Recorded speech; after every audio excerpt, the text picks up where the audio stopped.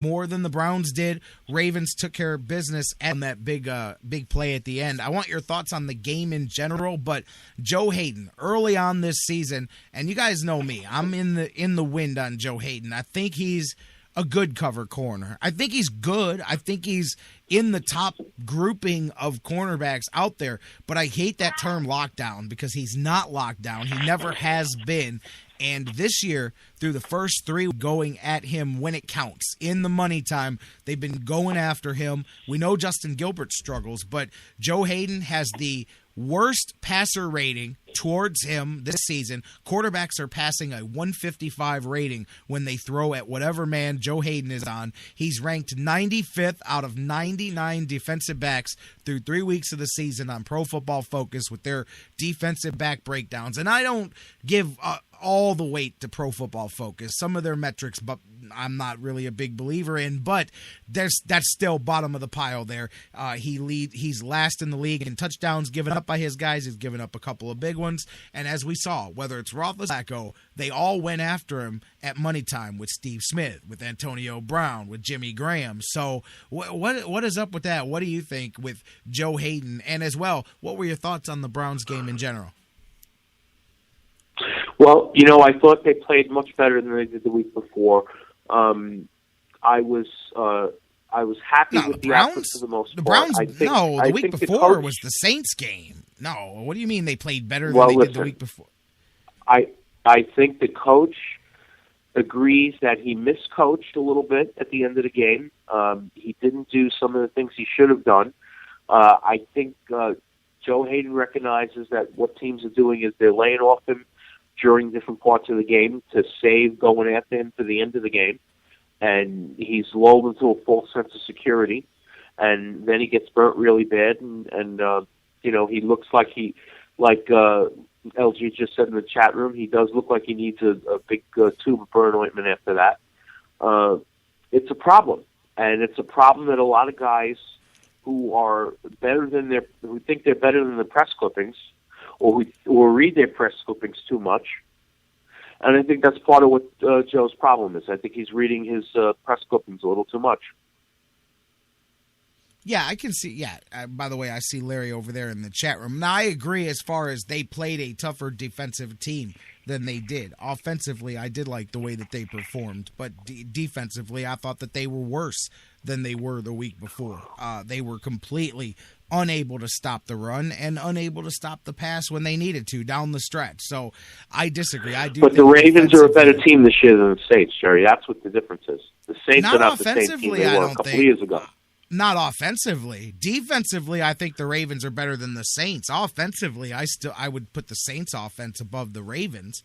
I mean, I'll give the Ravens credit, but they had another no-name back slicing up the Browns. Taliaferro did a good job. I'll give it to him. But, once again, they sliced the Browns up defensively on the ground. I mean, that was a problem last year for Mike Pettine's defense in Buffalo, and it's definitely followed him here to Cleveland so far early on. So I do agree with you. I think offensively, I thought that they faced a better offense the week before and had a better defensive performance against that offense. I thought it was more impressive to hold the Saints offense as they did for the most part, especially in the first quarter of the game, than what they did the other day against the Ravens. I agree that overall, Ravens a much better team. So, but what about, Joe Hayden, I don't know that it's just reading his own press clippings. I wouldn't necessarily go that far, but it's so early. I don't want to pile on here, but is it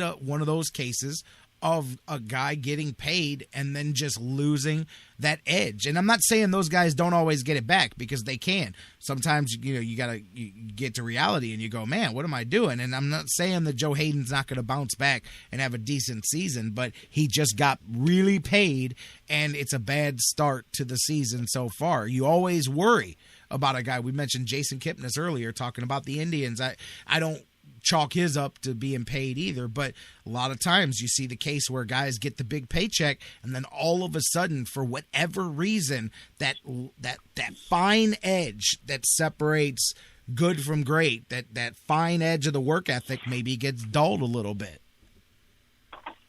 Yeah, I think so. And that's a problem that's league wide. That's not just inherent to Joe Hayden or Cleveland.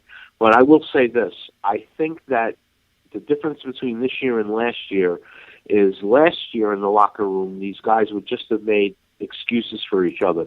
This year, they're really, really pissed off. Pardon my French. They're really PO'd that they didn't win that game, and that says something. That says they're on the right track. I agree, and we'll have to see how they come out of this bye. I know some people not happy about the bye landing after 3 games because, you know, it's a long season, but I think that it's a good opportunity. You tested yourself early, and I want to see how they bounce out. And we mentioned yesterday on the show, when you come out of the bye week, you've got 5 games lined up where, in all honesty, if you don't win 4 of those 5 games, then it's hard to consider yourself in at least the middle class of the NFL here, moving ahead, trying to move yourself up in the rankings, because I could argue that 4 of the next 5 games are against 4 of the worst teams in the NFL. So like Dan Wismar said yesterday, if you don't beat them, you are one of them. So I believe that not only can they, it's not like, oh, I think the Browns can win 3 or 4 of the. If they don't win 4, then they're not as far along as people think they are. Yeah, that's a good point. I wouldn't disagree with that. I think, they really have to do some work with the linebackers in the secondary. That's where the problem is. The problem is not the pass rush. The pass rush is improving. They're going to get even better. The question is, once you make that pass rush better, will they still be able to stop the run with the same ferocity? And that's what you don't want to lose. Really good defensive teams are good against both the pass and the run. They don't get burnt that often, okay? And that's really what you're looking at here from Patton to do that he didn't do in Buffalo. Yeah, and those adjustments. LG, what you said in the chat room is right where I'm at. I thought I'd like to have the bye later, obviously for injury and health purposes, but I thought it's as good a chance. It's almost like a second training camp, except it was real and it counted. It's like we always say it's preseason and it doesn't count. Well, this was almost a 3-week preseason that did count for 10 days. Tweak your schemes and then try to fix those holes here heading into the rest of the season. So I think there can be an advantage to it. But right now they get a week off here, and the coaching staff already said, I fully expect Christian Yount may not be employed by the Browns by this time next week. The Browns did say they're going to be looking at long snappers here this week, and they may make a change there.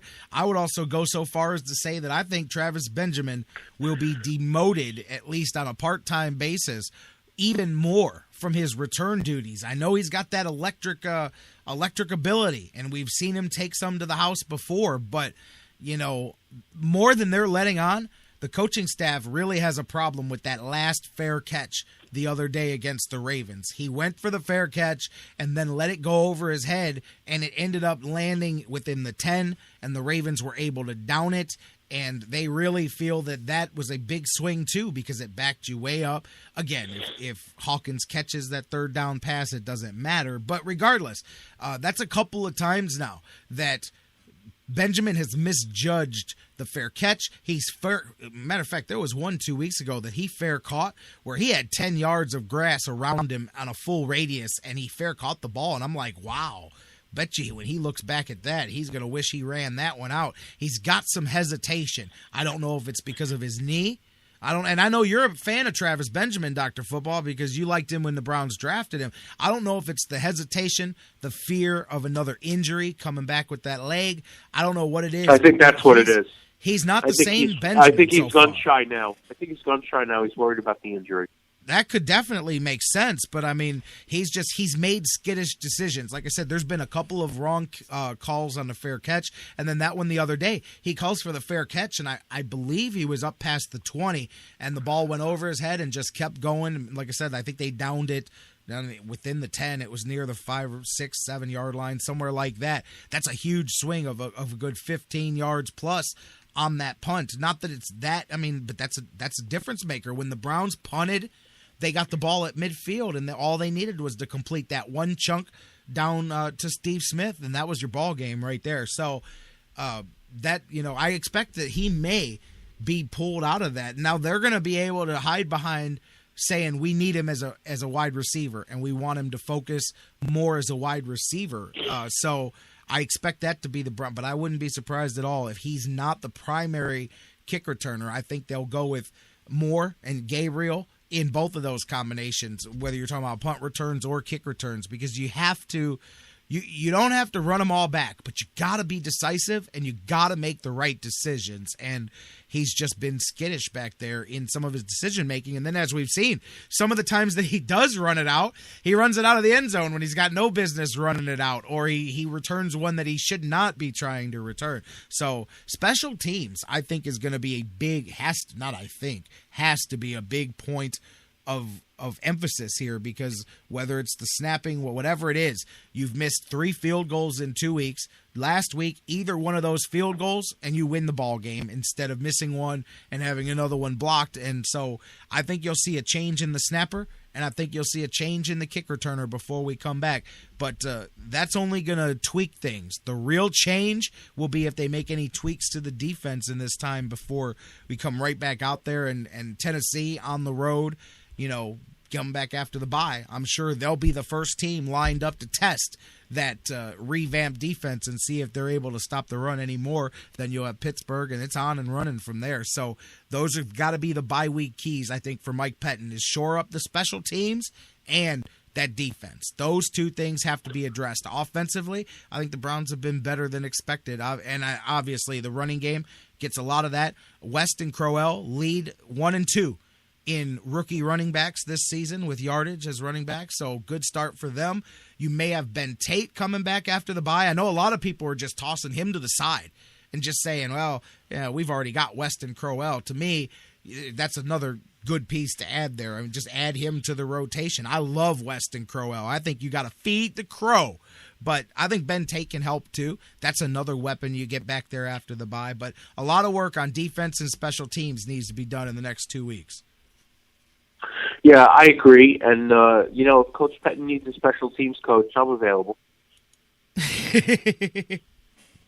I'll tell you, Chris Tabor, man, he's been up and down in his tenure here with the Browns, as we know. It looked like he may not be retained at one point back in the recent history here.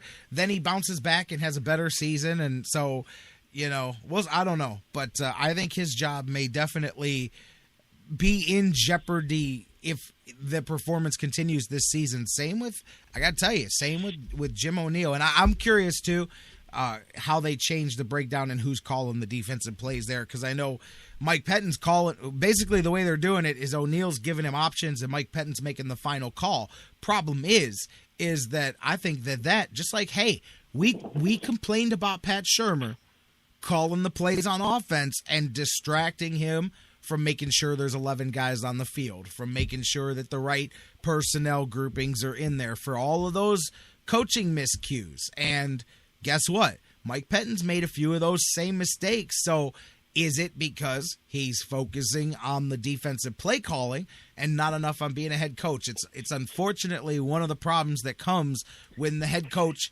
has their hands on, which is why you hire a guy. They wanted a guy to be hands-on with the defense. Just like with Shurmur, they wanted an offensive guy. But, Pettin has a coordinator, so he's not completely doing a Pat Shurmur and doing it himself. And I don't even like to compare the two because Pat Shurmur was so in over his head, it's not even funny. But perhaps Mike Pettin, and it's hard. He says he wants to keep things status quo, but he may need to back off of that a little bit, or else you got to have some quality control guys. There's got to be a guy whose job it is to nudge you on the shoulder every play and go, "I counted to 11, boss. We got 11 guys out there," because you can't have those little things shooting you in the foot. So it's a fine line there, but I do think he's been lucky. People like Mike Pettin more than Shurmur because they have so far not giving him a lot of grief for that early on. If this was Pat Shurmur, they would be complaining that it's because he's concentrating on the play calling that he's missing these little things that are falling through the cracks.